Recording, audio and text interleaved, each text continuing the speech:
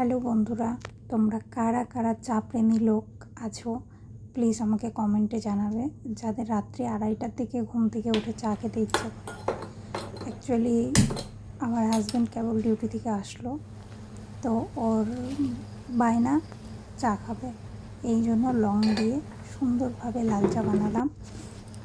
তোমরা কে কে রাত্রিবেলা ঘুম থেকে উঠে চা খাওয়ার স্বভাব আছে, কিংবা রাত্রি 2-2:30টার দিকে চা খাওয়ার স্বভাব আছে, কিংবা যখন খুশি চা খাওয়ার স্বভাব আছে, অবশ্যই জানাবো। বিশেষ করে চা প্রেমী লোকেদেরকে আমার স্যালুট, যে তাদের চায়ের প্রতি কোনো অনীহা নেই।